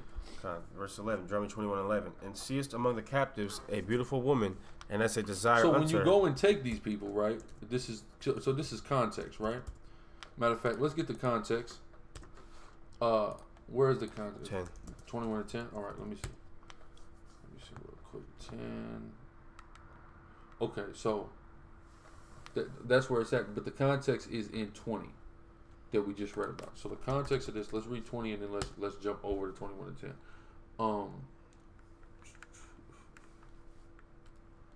Okay, so 20. Read 20 and 1. No, this is Deuteronomy 21. When thou goest out to battle against thine enemies, and seest horses and chariots, and seest horses and chariots, and a people more than thou, be not afraid of them, for Yahweh thy God is with thee. Is it 21? Yeah, this is 21. So like 21. Read it again, my fault. I'm not over it. Go ahead. Deuteronomy 21. When thou goest out to battle against thine enemies. When you go to battle against your enemies, read. And seest horses and chariots, and a people more than thou, be not afraid of them, for Yahweh thy God is with thee. So this is where the context begins. Go ahead, finish 1. Which brought thee up out of the land of Egypt. Okay, so now let's go to context. Now let's go to 14. No, I'm in 20. Still in 20. Okay. We're proving context. Read verse 14. This is verse 14. But the women and the little ones and the cattle and all that is in the city. Read into 15. Read. Even all the spoil thereof shalt thou take unto thyself, and thou shalt eat of the spoil of thine enemies, which the Lord thy God hath given thee. So take the women, right, as captives. When you go to war against your enemies, read it to 15. Thus shalt thou do unto all the cities which are very far off which from are thee. What? Which are very far off from thee. Read. Which are not of the cities of these nations. So this is what you're doing to people who are not Israelites, or not Canaanite. They're far away from you, right? Because you have people out there teaching that this is when you go to war against Israelite enemies, right? But this contextually is talking about this is what you do to a city that is very far off from you, right? So now start back at 21 and 10. This is Deuteronomy 21 and 10. It says, when thou goest forth to war against thine enemies, and Yahweh thy God hath delivered them into thine hands, and thou hast taken these same enemies that we're already talking about in this fluid Torah, right? Read. And has taken them captive, and seest among the captives a beautiful woman, and as a desire unto her, that thou wouldest have her to thy wife. So this captive, you see a woman that you find attractive. Now, don't get all messed up, but this is a non-Israelite woman we're talking about, right? This is a concubine, right? Read. Then thou shalt bring her home to thine house. You bring it to your house if you like on her. Go ahead. And she shall shave her head and pare her nails. Right, so you shave her bald, you cut her nails. Go ahead. And she shall put the raiment of her captivity from off her. She's no longer a captive. She is a captive in a sense, but she's not a standard captive out there. She's a woman that is in your house. Come on. Hold on, we back. We coming back. Okay. Salaki, I don't know what the hell happened. All right, go ahead. Type of 1 in the chat if y'all can hear us. All right. Deuteronomy chapter 21, verse 14. And it shall be, if thou have no delight in her, then thou shalt let her go whither she will. But thou shalt not sell her at all for money. Thou shalt not make merchandise of her, because thou hast humbled her. If so you bring her into the crib. You wait 30 days. Then you take her on to a wife in the sense of a lesser wife or a concubine. When that happens, it says you can't sell her no more, right? She's not. That's why you have put off the remnant of her captivity. She's not a standard slave, so you can't sell her anymore. So you can't make merchandise of her. This also is a cut on a nigga thinking he could pimp out a heathen. Right. Can't pimp out any damn body, right? Read. Just Deuteronomy 21. Being a pimp is an evil, wicked, lowly thing to do. A scoundrel of a nigga. That's right. Right. So go ahead. Deuteronomy 21:15. And if a man have 2 wives, one beloved and another hated, and they have borne him children, both the beloved and the hated. It's showing polygamy, right? But no matter who bore you a child, whether you love or hate her, go ahead. And if the firstborn, whether she's your favorite, it's really not love and hate. It's really your favorite or the one you're not as fond of, right? Whoever the firstborn is, read. The firstborn, the son of the beloved firstborn before the son of the hate. I'm tripping. Deuteronomy 21:15. And if a man have 2 wives, one beloved and another hated, and they have borne him children, both the beloved and the hated, and if the firstborn son be heirs that was hated, then it shall be, when he maketh his sons to inherit that which he hath, that he may not make the son of the beloved firstborn. That's right. You can't. It don't matter who bore your firstborn child. Whoever bore that child, that's their firstborn child. he gets inheritance accordingly. Don't matter how you feel about his mother. Go ahead. Con. It says, both the beloved and the hated, and if the firstborn son be heirs, be hers that was hated, then it shall be, when he maketh his sons to inherit that which he hath, that he may not make the son of the beloved firstborn before the son of the hated, which is indeed the firstborn. That's right. Whoever is indeed the firstborn, that's indeed who the firstborn is. Period. Go ahead. But he shall acknowledge the son of the hated for the firstborn by giving him a double portion of all that he hath. For he is the beginning of his strength. The right of the firstborn is his. Verse 18. If a man have a stubborn and rebellious son, which will not obey the voice of his father. This law now, this is what we call the boogeyman law. Okay? Why do we call it the boogeyman law? It's a law that we can't really see enacted throughout Scripture. Outside of when they try to stone Yahushua. But we don't see it enacted. We understand this as a law that's used kind of as a form of a boogeyman to keep Israelite children in line. Right? Go ahead. Which will not obey the voice of his father or the voice of his mother, and that, when they have chastened him, will not hearken unto them. Then shall his father and his mother lay hold on him, and bring him out unto the elders of his city, and unto the gate of his place. And they shall say unto the elders of the city, this is our son. That's two witnesses. Go ahead. Is a stubborn and rebellious. This nigga don't listen, and he's stubborn. Right? Go ahead. He will not obey our voice. He is a glutton and a drunkard. All he want to do is eat and get drunk. Right? See, this is a law that kept us from doing that. A lot of niggas just want to eat and get drunk and stay up in their parents' crib. What did the Most High, because we playing men, right, doing intense, what did the Most High give us to prevent this type of behavior? This law. So it's showing you these laws will be so beneficial to our people. If you knew, nigga, you can't just sit at mama crib and get drunk and eat all damn day and high. It's against the law to do it. If it was a crime to do it, right? And we were raised like that, none of us would do it. Go ahead. It says, all praise Yahweh Shem Yahshua for the beautiful Torah.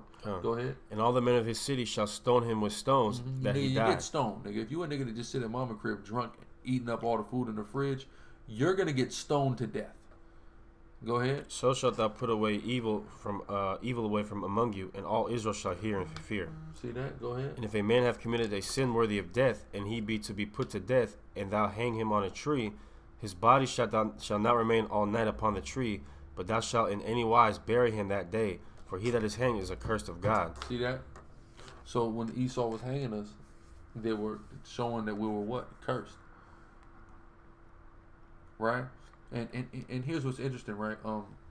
For you Christians, Jesus redeemed us from the curse of the law. But when it's not Christian niggas getting hung in America, The Christian niggas were doing the hanging too. Christians were hanging Christians in America, but I thought we were redeemed from the curse of the law, right? Yahushua did make that sacrifice to redeem us from the curse of the law, but that redemption has not been realized yet. The financial transaction has been made, which is the blood of Yahushua being shed, but our redemption has not been realized yet until he saves us out of this captivity, right? Go ahead. Appreciate it. Revelation 22:3. And there shall be no more curse, but the throne of God and of the Lamb shall be in it, and his servants shall serve him. And that's in the kingdom. That's when we won't be cursed. Right now, it's still under the curses.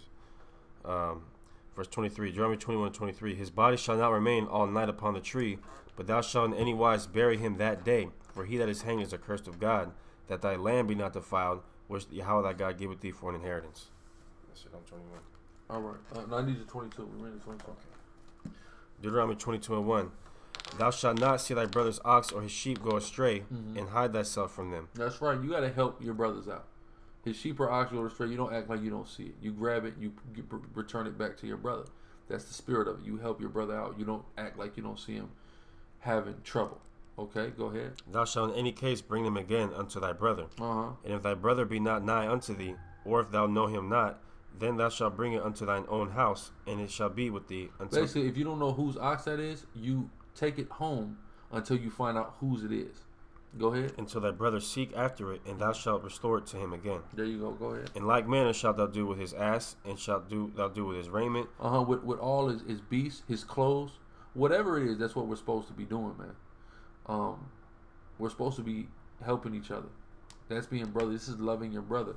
See, people talk about the Christians just say, yeah, just love. But aren't explaining what it is. The Most High is defining it through the commandments. Right? Go ahead.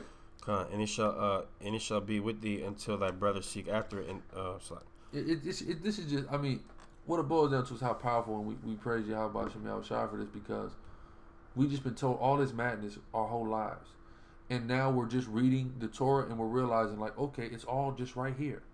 We're making ourselves better. We're understanding what the Most High expects from us, man. And it's powerful, and I'm thankworthy that I was woken up to this truth, and that everyone who's woken up is waking up, man. And I can't wait till the day that all of Israel is coming back to these laws, because they're beautiful. It's beautiful to know that if you lose something, a nigga ain't gonna steal it from you, but rather he's gonna hold it for you, and when you go looking for it, somebody will have it. Oh, here it is. You know how much stuff you lost? How a nigga dropped money on the ground, lost your dog. Somebody's gonna actually bring that to you. You left your hat somewhere. Somebody would bring that to you, and that may seem minuscule, but that's a huge thing, right? Go ahead. It says, and so shalt thou do with his raiment, and with all lost thing of thy brothers which he hath lost. Whatever he lost. Go ahead. And thou hast found, so shalt thou do likewise, that thou mayest not hide thyself. Mm-hmm. Thou shalt not see thy brothers. You don't act like you don't see it, and don't steal it, nigga. Right? Go ahead. Thou shalt not see thy brother's ass or his ox fall down by the way, and hide thyself from them. Thou shalt surely help him to lift them up again. The woman shall not wear that which pertaineth unto a man, neither shall a man put on a woman's garment. That's right. So when you look up the word man, there's the word warrior. So it's in reference to the specific war armor and war apparel that we would wear, not just pants. I'm sure people have heard it. It's in reference to pants. It's really not in reference to pants. Again, it's in reference to specific war apparel. Okay, read on. For all that do so are an abomination unto the Lord thy God. Read on. If a bird's nest chance to and be... And also, but a warrior shouldn't dress like a woman, right? Go ahead. If a bird's nest chance to be... But also, Salakia, the spirit of that even continues to, a woman does not have a place in the war and battle. That's not her place in our nation. That's a man's place, right? Read on. If a bird's nest chance to be before thee in the way in any tree or on the ground... If you're walking and there's a bird's nest on the ground, read. Whether they be young ones or eggs, and the dam sitting upon the young or upon the eggs, thou shalt not take the dam with the young. If it's little ones there and the eggs... Hold on, what verse you at? 22 and 6. 22 and 6, hold on. It says the dam. Let's take a look at this word. It's D-A-M, not D-A-M-N, no. I know. Dam, like the Hoover Dam, right? The mother. Okay, let's talk about the mother, right? So read that again from the top. Deuteronomy 22 and 6. If a bird's nest chance to be before thee in the way in any tree or on the ground, whether they be young ones or eggs, and the dam sitting upon the young, or upon... you know how the mother bird sits on the children or incubates the eggs through sitting on them. Read. Or upon the eggs, thou shalt not take the dam with the young. If she's there with her babies, you can't take her, and for any purpose. You might want to take the bird and kill it or whatever, to eat it or whatever you're doing. You can't. If the babies are there or the eggs are there, you can't kill it. Right? Go ahead. But thou shalt in any wise let the dam go, and take the young to thee, that it may be well with thee, and that thou mayest prolong thy days. Right. So it says, let the mother go and take the young, versus killing the mother. Okay, so that mother can go and have more babies, essentially. Right. So keep going. When thou buildest a new house, when thou make it, then thou shalt make a battlement for thy roof. Hold on, let me show you what a battlement is. A battlement. It means that like a low wall at the edge of the balcony or a roof along the sides of a bridge. Let me see here if we get what happened. Oh, who is it? Let me take a look. Jay Secor Cage, Yahweh Shem Yahweh Brakatah Wat the Water. Let me open this other window. Thank you everybody for the support, man. We, like I said, man, we really appreciate it, man. Let me look at Battlement real quick.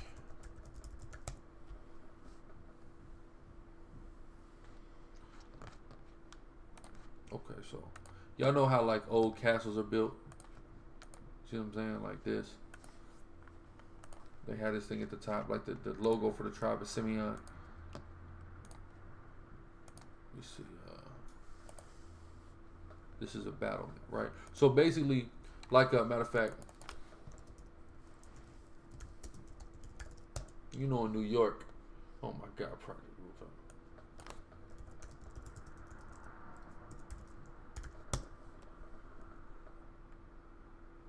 Great.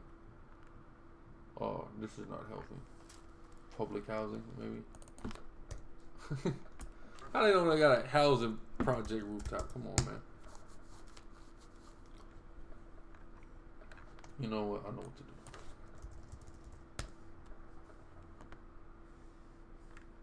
You know, you see them niggas kicking it on the rooftop in New York, whatever. You know how it has that little come up. It's not just a wall. I mean, a roof, a flat roof. It has that wall there to protect you if you're on your roof. So you can kick it on the roof, right? Essentially, right? Salakia wasn't a lot of sufficient visual aid, but go ahead. It says, when thou buildest a new house, then thou shalt make a battlement for thy roof, that thou bring not blood upon thine house. Because you don't want anybody to fall off your roof. Because you'll be responsible for the blood of that person who fell off your roof. So you make that wall so people don't fall off your roof. It's a precautionary measure. Right? Go ahead. If any man fall from thence, thou shalt not sow thy vineyard with diverse seeds. You see that? You're not supposed to sow your vineyard with diverse seeds. Meaning if you are this particular vineyard only needs to be apples growing there. This cuts the whole grafting in. It's talking about non-Israelites. Apples are only supposed to grow on this patch of land. The citrus grows over here. Right? Read. Lest the fruit of thy seed which thou hast sown and the fruit of the vineyard be defiled. Thou shalt not. It defiles it. If you grow an orange tree and an apple tree next to each other, you're defiling that vineyard. Go ahead. Thou shalt not. And what's the Lord's vineyard? Israel. So you can't sow an other seed in there. The seed of anybody else that's not Israel cannot be sown in that. You see that? Cut. Go ahead. Thou shalt not plow with an ox and an ass together. Thou shalt not wear a garment of diverse sorts, as of woolen and linen together. That's right. So when y'all look at that tag and it says 60% cotton and 40% polyester, don't buy it because it's a sin. Do not wear that. It is a sin. 100% apparel, man. Go ahead. Thou shalt make thee fringes upon the four quarters of thy vesture, wherewith thou coverest thyself. So when it says fringes upon the four quarters of the vesture, this is a reference to like the tzitzits. Right, the other scripture is more so reference to the roundabout fringes that we more so typically wear, and this four corners is a reference to the tzitzit fringes which brothers have where they clip them on or they tie them to their shirt or whatever. Right, go ahead. If any man take a wife and go in unto her and hate her and give occasion of speech against her and bring up an evil name upon her and say, I took this woman and when I came to her I found her not a maid. That means essentially calling your wife a hoe. You mad at your wife, so you're calling her a hoe. You're trying to damage her reputation, which damages the reputation of her family. Because you're saying that they gave you a woman who was not a virgin when you paid the dowry of a virgin, right? Read. But you're only saying this because you don't like her, right? It's not true. You mad at her.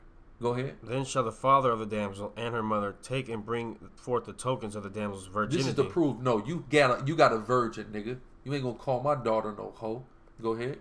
Unto the elders of the city in the gate. And the damsel's father shall say unto the elders, I gave my daughter unto this man to wife, and he hateth her. So if you just talk down upon your wife, and it got out, and it was damaging the reputation of her family, you're getting brought up on charges. It's going to the judge just because you said something, right? That's how important the integrity and the reputation of our women and their families was taken. Right? Go ahead. And lo, he hath given occasions of speech against her, saying, I found not thy daughter a maid. And yet these are the tokens of my daughter's virginity, and they shall spread the cloth before the elders of the city. What is the tokens of her virginity, spreading the cloth? It's the sheet that you had sex with her for the first time on. That, of course, when people have sex, the term of popping the cherry or breaking the hymen occurs, so a woman bleeds. So then they would take the sheet that the woman bled on as proof that when you went in unto her, she was untouched. Right? Read. And the elders of that city shall take that man and chastise him. And they shall... Guess what? If you call your wife a hoe and she was not a hoe, and her parents can prove she wasn't a hoe, you would get your ass beat. That's what that means, chastise. Beat. You would get your ass beat for calling your wife a hoe and she wasn't. Go ahead. And they shall immerse him in an... So what does that let us know? If your wife ain't a hoe, don't call her a hoe, brother. And if your wife is a hoe, maybe you should have reevaluated who you took to wife. Okay. because that's worthy of an ass whipping, according to the Bible. That's where a precept comes in Proverbs. A fool's mouth calleth for straight. You got to be a damn fool to call this girl at home when she's not. So you asking to have your ass whooped. Yeah. That's in the Bible.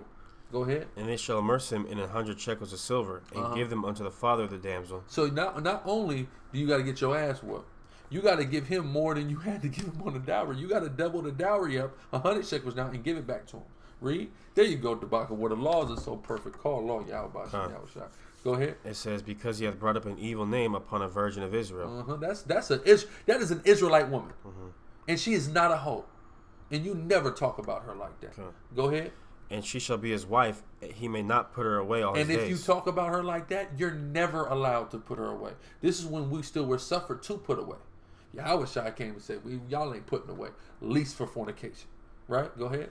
But if this thing be true, and the tokens of virginity be not found for the damsel. But if she in fact is a hoe, go ahead. Then they shall bring out the damsel to the door of her father's house, and the men of her city shall stone her with stones that she die. So if she is, this is how serious it is. If she's not a hoe, you get your ass whooped and you pay 100 shekels of silver. If she is a hoe, kill her. Go ahead.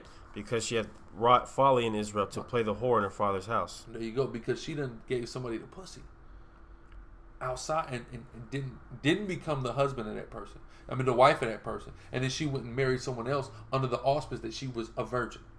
She dies for that. Go ahead. So shalt thou put away evil from among you. If a man be found lying with a woman married to an husband, then they shall both of them die. Both the man that lay with the woman and the woman. So shalt thou put away evil from Israel. Adulterers got to die. Both participants. You don't just go beat a man ass for having sex with your girl. You kill both of them. That's according to the Bible. That's how we did it when we were under our law. All right. Don't go kill nobody today. Just move on. Right. Go ahead. If a damsel that is a virgin betrothed unto an husband, and a man find her in the city and lie with her, then ye shall bring them both out unto the gate of that city, and ye shall stone them with stones that they die. The damsel because she cried not, being in the city, and the man because he hath humbled his neighbor's wife. So shalt thou put away evil from among you. Why is she being stoned? Because she was a willing participant in this sexual act. Right? What we at? 25. 22 and 25. Hold on real quick. This is important. Yeah. Very important to show y'all. That was 24 you read or 25? Yeah, 24. Okay, because this is what some would call the rape scripture. We're going to give you proper understanding on it, right? So start at 23 first. Deuteronomy 22 and 23. If a damsel that is a virgin be betrothed unto an husband. Okay, what does betrothed mean? Let's show y'all what betrothed means. Let's break this down through the spirit. Betrothed. To betroth, engaged, right? This means engaged or promised. So when you deal with a betrothal, to be betrothed means a father and her potential and her husband sat down, made a negotiation, and he promised his daughter to this man, made a covenant that this woman, this female, would marry this brother. She promises. He has promised her. A man has promised that woman to that man, right? So this is why he's already being reckoned as her husband. He's already being reckoned as her husband because she's been promised to him. So if any other man has sex with her, that is a violation of the promise and the covenant that man and that those two men, the father and the husband, have made. So that's why it's considered adultery also, right? So keep going. Verse 24. Then ye shall bring them both out into the gate of that city, and ye shall stone them with stones that they die. The damsel because she cried not, meaning she was a willing participant. Read, she succumbed to his advances. Go ahead. Being in the city, and the man because he hath humbled his neighbor's wife. He have what? Humbled his neighbor's wife. Remember this word humbled. He humbled his neighbor's wife, and he has to die because he humbled her. Right? So shalt thou put away evil from among you. Go ahead. But if a man find a betrothed damsel in the field, and the man force her. He do what? Force her. It don't say nothing about force in 24. This is why they both die. In this instance, she's forced. Yeah, the context changes. The context. You see that? It's talking about force now. Go ahead. And the man force her and lie with her. Then the man only that lay with her shall die. Because what did he do? Raped her. He forced her. She was not a willing participant, and he caught her in an area that was secluded where she couldn't cry. If she cried for help with all her might, she wouldn't have got help because there was nobody around, and he forced her. If he forces her, only he dies. Go ahead. But unto the damsel shalt thou do nothing. Thou shalt do nothing. There is in the damsel no sin worthy of death. For as when a man riseth against his neighbor and slayeth him, even so is this matter. He's saying a rape victim is like a murder victim. She's done nothing wrong. Nothing she could have done about that. Right? Go ahead. For he found her in the field, and the betrothed damsel cried, and there was none to save her. She wasn't with it, but nobody could help her there. So it just happened. Right? Go ahead. Verse 28. If a man find a damsel that is a virgin, which is not betrothed. Okay, so she's not promised to anyone. Go ahead. And lay hold on her, and lie with her, and they be found. Did it say force? No. Other places where we see all throughout the Bible, men are laying hold on women that are their wives and that were totally with it. So lay hold is not indicating force. It wouldn't say lay hold here and force here if it is the same thing. Why wouldn't it just repeat force? It already just said force. Why wouldn't it say force again 2 verses later? It make no sense. It's not talking about rape. Go ahead. Verse 29. Then the man that lay with her shall give unto the damsel's father 50 shekels of silver. That's the minimum dowry, right? Read. And she shall be his wife, because he hath humbled her, and he may not put her away all his days. He did what? Humbled her. The same way that he humbled in 24, and it was a willing sex act by both parties, and it was ruled adultery. She's not promised to anybody, and she's been humbled, so that's his wife.